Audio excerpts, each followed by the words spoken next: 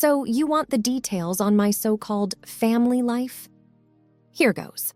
I'm Emma, hitting the big 3-0 this year, and I've been with Mike, my other half, since we were both too young to know any better.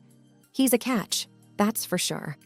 A hard worker, kind-hearted, and looks that don't hurt the eyes, if you get what I mean. The first time I walked into Mike's mom's house, I remember thinking it was like walking into one of those TV shows where everything's for sale. There she was, Linda, parked on her couch with a phone in one hand and a credit card in the other. She was chatting away with some customer service rep like they were old pals. "Another set of fancy plates, Linda?" Mike had teased, nudging me as we walked in. "You planning to open a restaurant or something?" Linda had flashed a grin, all teeth. "Oh, Mike, you can never have too many. What if the queen comes for tea?" She had laughed, her eyes never leaving the screen. I laughed along, trying to find my place in this new scene. "Nice to finally meet you, Mrs. B," I managed, extending a hand that got swallowed in a tangle of bracelets and bargain buys. "Call me Linda, dear," she said, eyes sizing me up like I was the next item on the Home Shopping Network. "So you're the girl who's stolen my boy's heart. Sit. Tell me everything." And that was my introduction to the den where our bank account would take hit after hit. Because Linda, as I'd come to find out, was more than just a spontaneous shopper. She was a black hole for cash. Her mania for shop-on-the-couch deals was just the tip of the iceberg. Mike had told me stories about his parents leaving her a nice nest egg, but by the time I got in the picture, that egg had been cracked and scrambled on a slew of knickknacks and one-of-a-kind finds that filled every corner of her house. Sitting down for dinner that night, Mike threw an arm around my shoulder, whispering, "Thanks for being cool about Mom. She's, well, you know." I had smiled, tight-lipped. Yeah, she's something, all right. It was only after we said our goodbyes that Mike let out a sigh, heavy like he was carrying a boulder.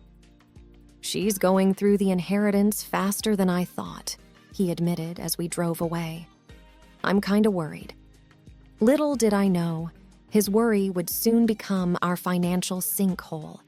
But that's a story for another chapter, isn't it? Things started getting real when Linda came to us with her hands out, saying she was short on money. At first, it was here and there, a few $100 to cover the electric bill or groceries.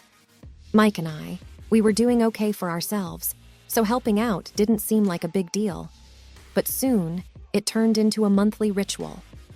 It was a lazy Sunday morning when the topic first came up. Mike was making pancakes, a little ritual of his own, when he said, "Babe, I think we should help Mom out with a regular thing. You know, just until she gets on her feet." I remember pausing, a mug halfway to my lips.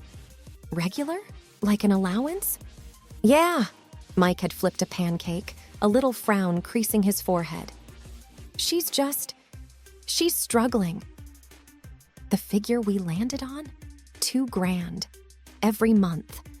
I still remember the knot in my stomach when we agreed on that number. It wasn't that we couldn't afford it. It just felt like stepping onto a slippery slope. The first time we handed over the cash, Linda had tears in her eyes.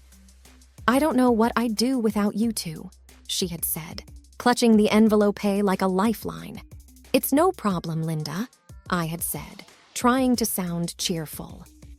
"You'd do the same for us, right?" She had nodded, whipping her eyes. "Of course, darling. Family helps family." But then the next month rolled around, and the next. The envelope of cash was part of our budget, a line item that read, "Linda's Lifeline." Mike never said much about it, but I caught the worried looks he shot our bank statements after each donation to the cause. One night, after we'd handed over the latest installment, I found Mike sitting in the dark, staring at nothing. "Everything okay?" I had asked, flicking on the light. He'd blinked, slow, then nodded. "Yeah, just thinking. You know we're doing a good thing, right?" I had sat down next to him, bumping his shoulder with mine. Yeah, I know. But does she have to spend it all on shopping? Mike had rubbed a hand over his face. I don't know. I hope she's actually buying stuff she needs. Hope, I'd learned, wasn't the same as reality. And reality was about to give us a wake-up call. It didn't take long for the $2,000 to start feeling like chump change to Linda. I could tell something was up when she stopped thanking us. The gratitude was replaced by expectations, and soon, demands. One evening, Mike's phone buzzed, and I saw him tense up before he even answered. Linda's name flashed on the screen. Hey, Mom, what's up? Mike's voice was wary, guarded. I only caught one side of the conversation, but that was enough. There was a pause, and then Mike's face said it all. Furrowed brow, tight lips. Mom, we talked about this. No, I know, but... Linda must have cut him off because he went silent, just listening, his hand clenching around the phone. When he finally spoke again, his voice had that forced calm you use with kids throwing a fit. We can't do that right now. We've already given you the money for this month. Another pause. Then Mike's hand went to his forehead. It's not about not wanting to, it's just... Whatever Linda said next made Mike pull the phone away from his ear for a second. He took a deep breath, and when he put the phone back, his voice was firmer. Mom, stop. We can't. That's final. He ended the call, and the room was thick with tension. Mike looked at me, his eyes apologetic. That was intense, I ventured, my stomach twisting. Mike sighed and set his phone down with a kind of resignation. She wanted another $1,000. Said she saw a set of designer curtains that would change her life. I snorted before I could help it. Curtains? Really? Mike didn't smile. She said we don't care about her, that we're just leaving her to struggle. I reached over and took his hand. We're not, and you know it. She's using you, Mike. He squeezed my hand, but his gaze drifted off, lost. I just don't know how to make her stop. The calls didn't stop. If anything, they got worse. Linda started ringing at odd hours, sometimes even past midnight, as if she'd forgotten the decency of time zones. Once, she called during a work meeting, and Mike had to step out, his face a mask of embarrassment. The peak of it all was the day Linda showed up unannounced, wailing outside our front door about how we were terrible children for not supporting her, for leaving her destitute. Our neighbors peered out their windows as Linda's voice hit pitches I didn't know existed.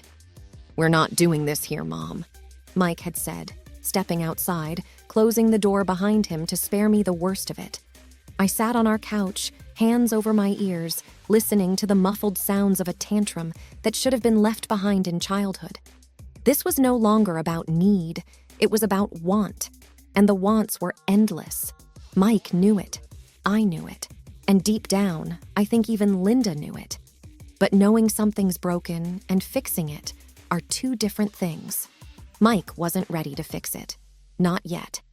And so the tantrums became another part of our routine, another thing to anticipate and dread. And I couldn't shake the feeling that it was only going to get worse. As the months dragged on, the weight of Linda's demands started taking a toll on our marriage. Mike had always been the kind of guy who could roll with the punches, but even he had limits. He was caught in the middle, wanting to please his mom and keep the peace at home. One quiet evening, I found him in the garage, staring at an old photo of him and his mom. He didn't hear me come in. Hey, I said, keeping my voice gentle. He looked up, a bit startled. Hey, I was just thinking. I leaned against the workbench. About? He put the photo down and rubbed his face. About all this stuff with Mom. It's like she's a different person. I walked over to him. It's okay to say no to her, you know. He shook his head.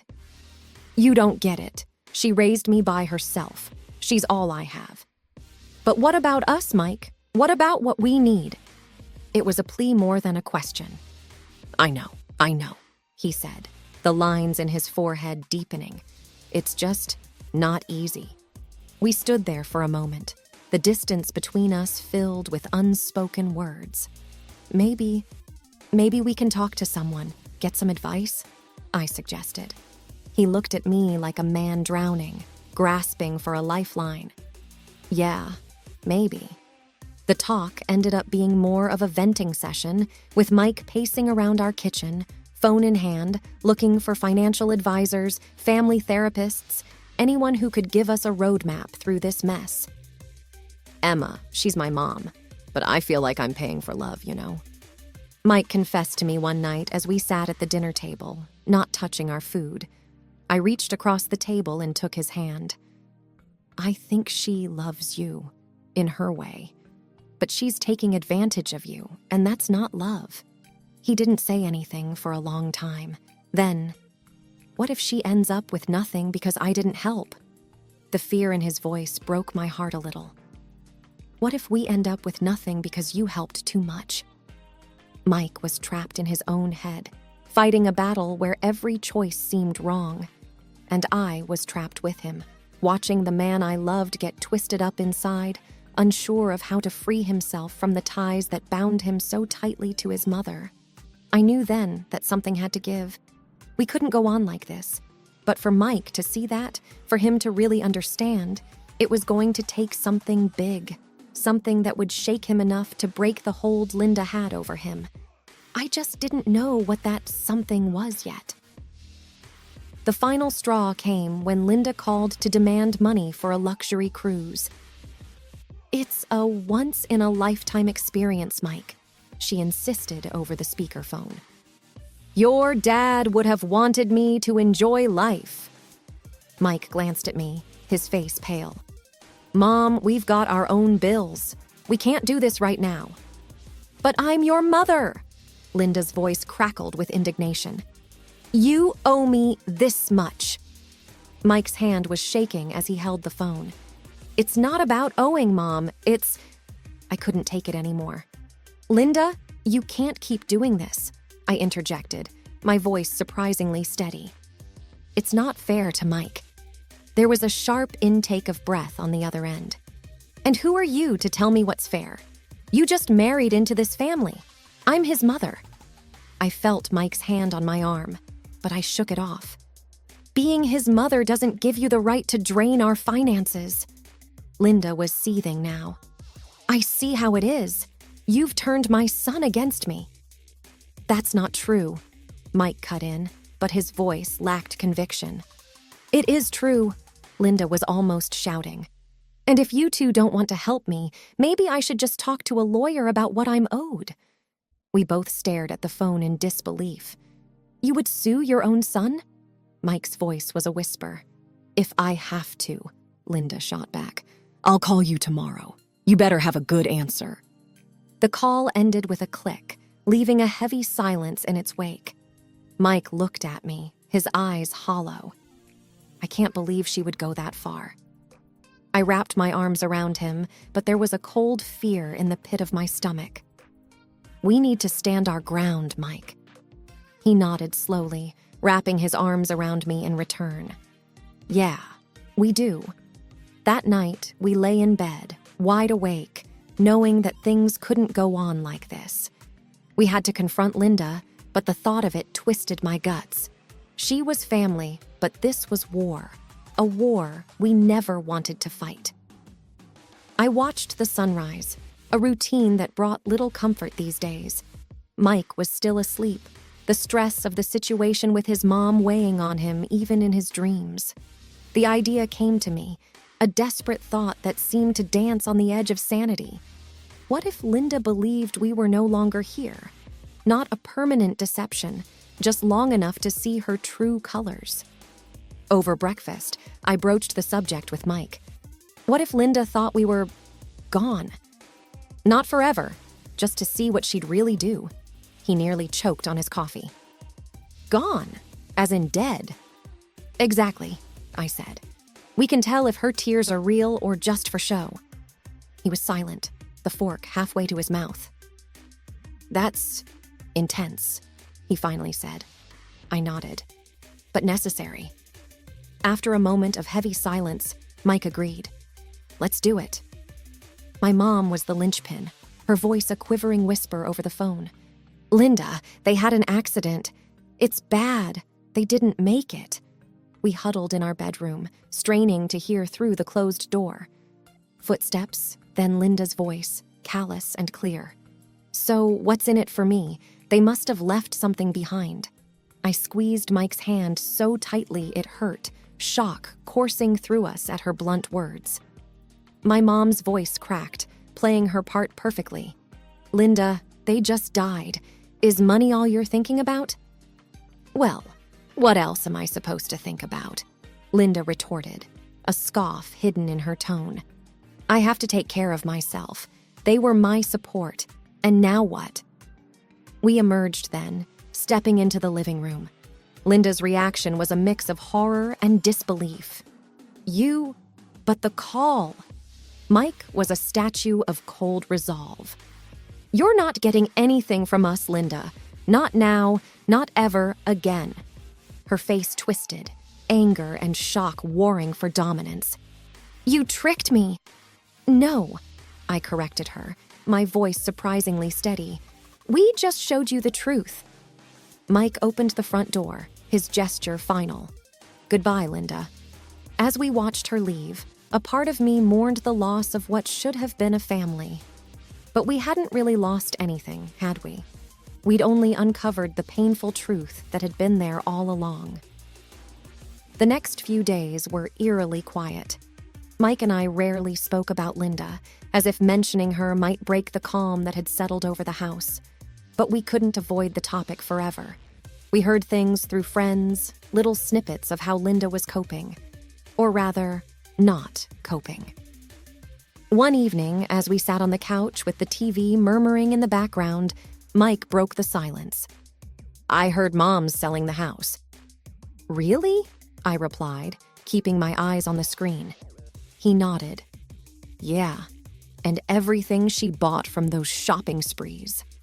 I turned to look at him. "How do you feel about that?" He shrugged.